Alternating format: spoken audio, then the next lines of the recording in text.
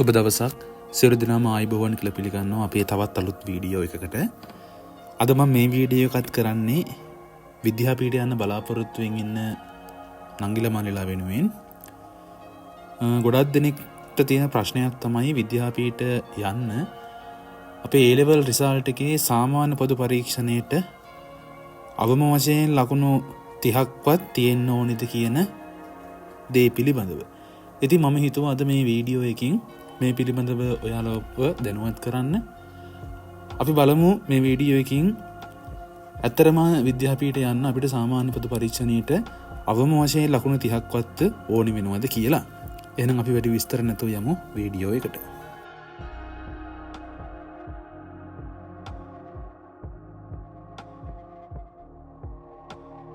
ඉතින් මේ පිළිබඳව කතා කරනකොට ඇත්ත වශයෙන්ම අපිට විද්‍යාපීඨ යන්න උසස් පෙළ රිසල්ට් එකේ සාමාන්‍ය පොදු පරීක්ෂණය සමත් වෙන්න ඕනි වෙන්නේ නැහැ. ඒ කියන්නේ සාමාන්‍ය පොදු පරීක්ෂණයට ලකුණු 30ට වඩා තියෙන්න ඕනේ නැහැ. 30ට වඩා අඩු වුණත් අපිට විද්‍යාපීඨ වලට ඉල්ලුම් කරන්න හැකියාව තියෙනවා. නමුත් අපි දන්නවා රජයේ විශ්වවිද්‍යාලයකට අපි ඉල්ලුම් කරනවා නම් අනිවාර්යෙන් සාමාන්‍ය පොදු පරීක්ෂණයට ලකුණු 30ට වඩා වැඩියෙන් තියෙන අඩුම තරමේ ලකුණු 30ක්වත් තියෙන්න ඕනේ. හැබැයි විද්‍යාපීඨ සම්බන්ධව එහෙම සුදුසුකමක් බලන්නේ නැහැ. විද්‍යාපීඨ වලට බලන ප්‍රමුඛතම සුදුසුකම තමයි අපේ රිසල්ට් එකේ ඉසෙට් අගය. ඉතින් මේ ඉසෙට් අගයනොත් වැඩිපුර ඉසෙට් අගයන් තියෙන අයට ප්‍රමුඛතාවය හිමි වෙනවා විද්‍යාපීඨ වලට බඳවා ගන්නකොට. ඉතින් මේ සුදුසුකම් වලට අමතරව ඔයා විද්‍යාපීඨයකට ගිහිල්ලා කරන්න බලාපොරොත්තු වෙන පාඨමාලාවට අනුව ඔයාට වෙනත් අධ්‍යාපන සුදුසුකම් තියෙනවා නම් ඒවත් ඔයාට වැදගත් වෙනවා.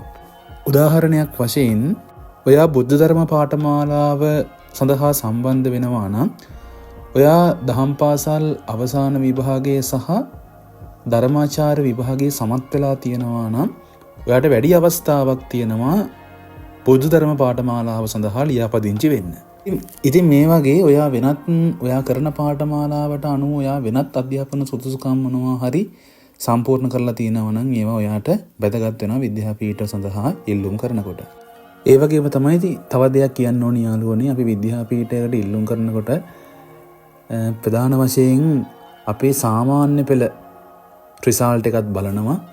ඒකේ සමහර පාඨමාලාවන් වලට අපි ඉල්ලුම් කරනකොට ඒ පාඨමාලාවන් වලට සාමාන්‍ය පෙළ විභාගයේ ගණිතය ඉංග්‍රීසි වගේ විෂයන් වලට සම්මාන ඉල්ලනවා.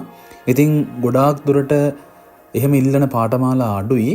බොහෝ පාඨමාලාවන් තියෙන්නේ අඩුම ගණිතයට සහ ඉංග්‍රීසි අවම වශයෙන් S සාමාර්ථයකින්වත් සමත් වෙන්න ඕනි කියලා. හැබැයි ප්‍රධාන පාඨමාලාවන් කිහිපයක් තියෙනවා. ඒ පාඨමාලාවන් වලට නම් අනිවාර්යෙන් ඉංග්‍රීසි විෂය සහ ගණිතයේ විෂයට C සාමාර්ථයක් තියෙන්න ඕනි.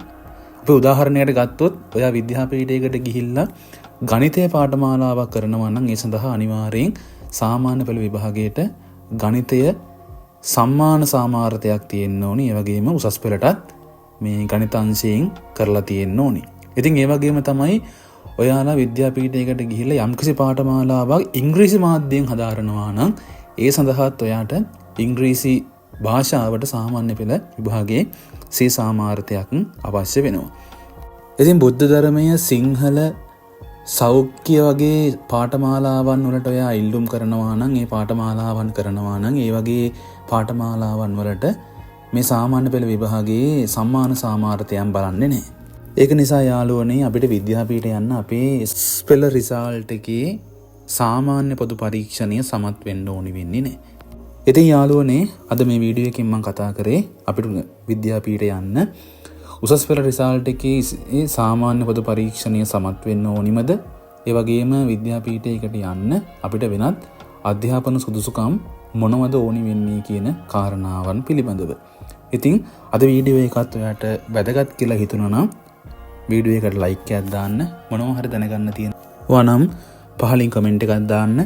මේ වගේ වීඩියෝ තවත් බලන්න කැමති නම් අපේ channel එකත් subscribe කරන්න. අලුත් වීඩියෝ එකකින් හමු යමු. හැමෝටම ජය වේවා.